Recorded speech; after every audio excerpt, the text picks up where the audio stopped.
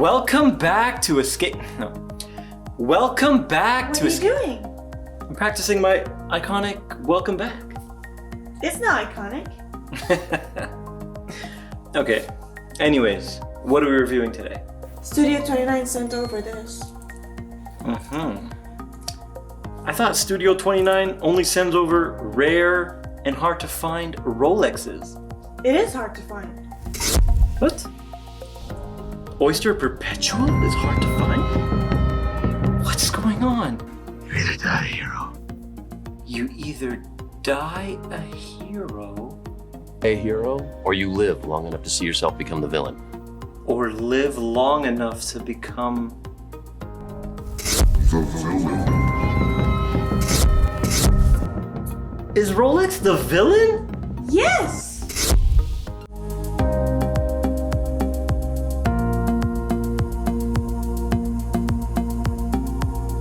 We're back. Thank you to Studio 29 Watches for lending this watch into the channel.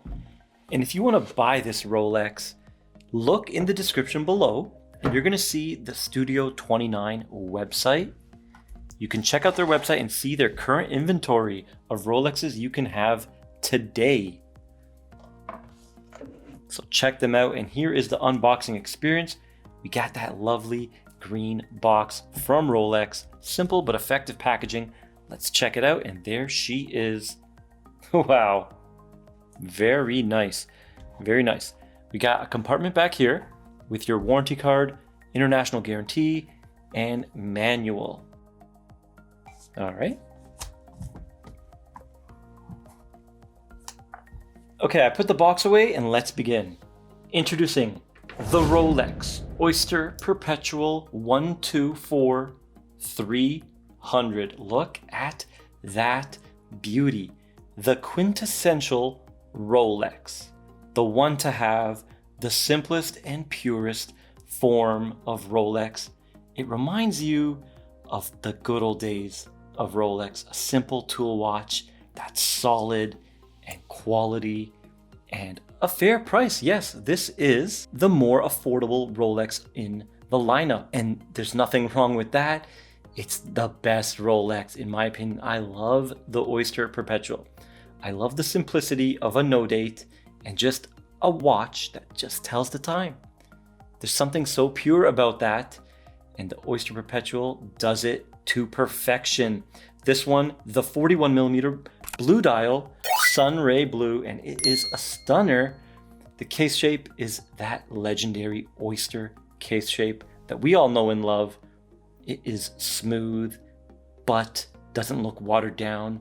Smooth with its own definition and character. I love the shape of this case. Gonna be ultra comfortable on the wrist.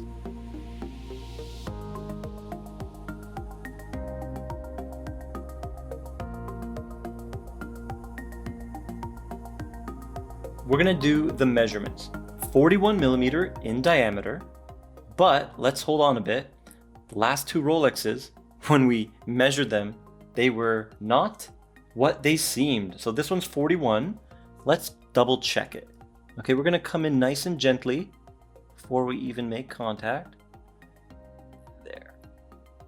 39.5. 39.5. So this 41mm is showing at 39.5. Interesting. So another Rolex yet again with the wrong diameter. Thickness, I got 11.7, including that beautiful flat sapphire right there. It sticks out just a bit from that beautiful domed bezel. It's a nice round bezel. Very beautiful. Now the lug to lug, the most important measurement for your wrist, 47.6. One of the sweet spot numbers for my 6.5 inch wrist. We're gonna see it on my wrist near the end of the video. Now this bracelet fits perfectly onto the case. Look at that harmony, the beautiful oyster case with those smooth curves meeting up with this beautiful oyster. Rolex bracelets are a thing of high quality beauty. They just are. They feel solid with a little bit of give, nicely spaced out to let your hand breathe. We got just a flip lock like that. There's no double security. It's all milled. Everything is solid end links, solid links, screwed links. And we have that 5mm easy link. Rolex calls it the easy link. So if your wrist ever swells, you just pop it open, you get an extra 5mm. And to close it, you bend it back on itself. There. Everything feels solid and well made. Beautiful. Man, Rolex bracelets are amazing. And there you can see the crown engraved in the bottom. Completely brushed bracelet, okay, except for the sides. Sides are high polish to match the sides of the case. The case back, of course, is that plain Rolex case back, perfect for engraving a message. Rolexes are usually milestone watches. If you reached an important goal in your life, or let's say you had a child and you wanted to remember that special occasion, usually you reward yourself with a Rolex, you engrave the back, it becomes a family heirloom, and you pass it down generation to generation.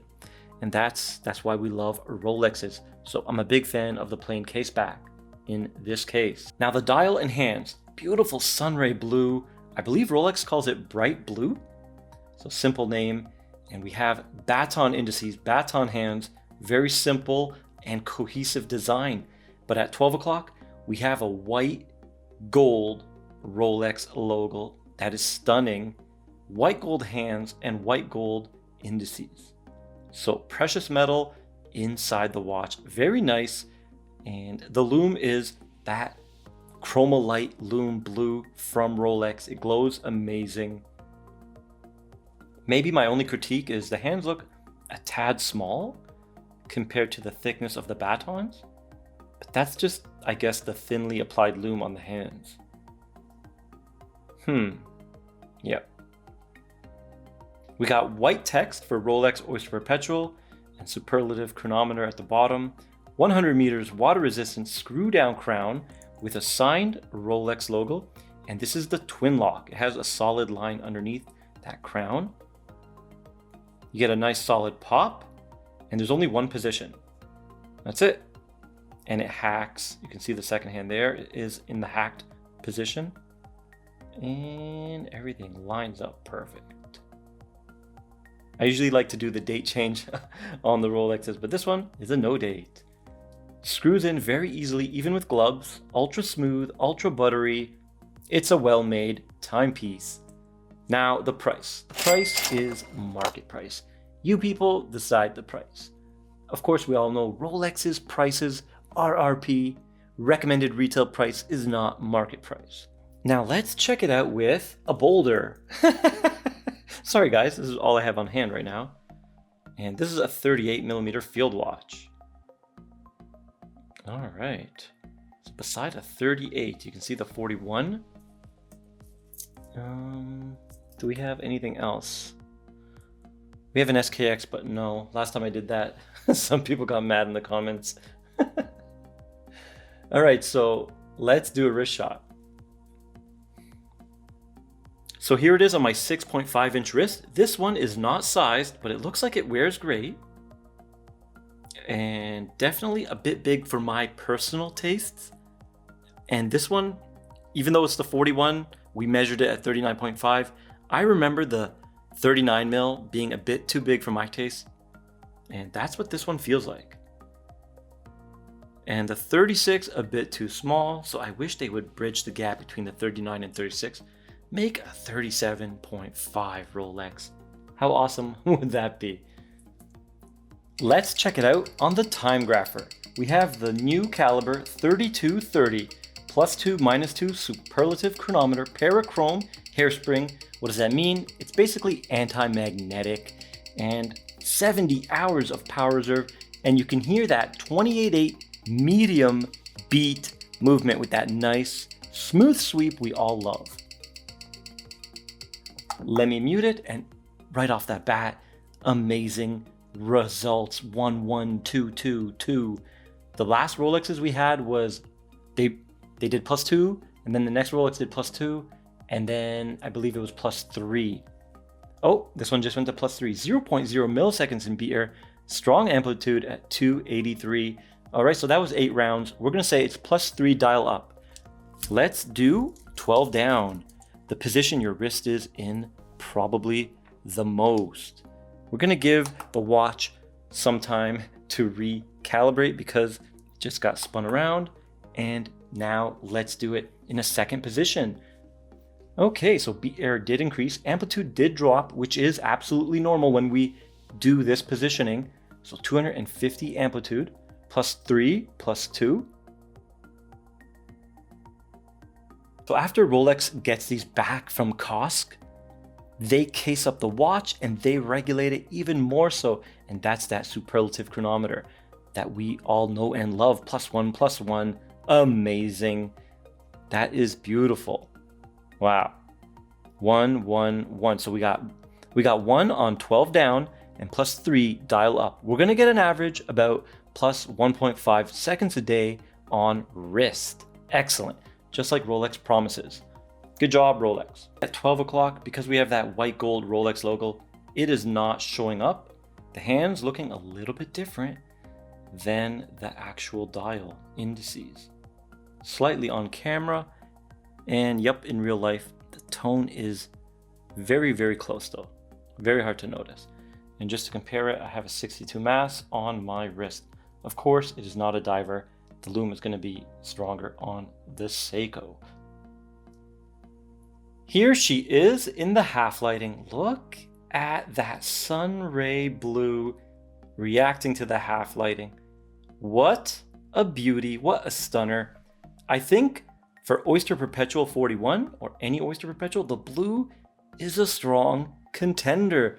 I think a lot of people are gonna go with the basic white or basic black, and that's absolutely fine. But I think the blue is gonna be a second place finisher, definitely. But let me know down in the comments. We'll see which one comes out on top. Which is your favorite color for Oyster Perpetual? This thing is gorgeous. My favorite Rolex, the simplest Rolex, and of course, the most pure.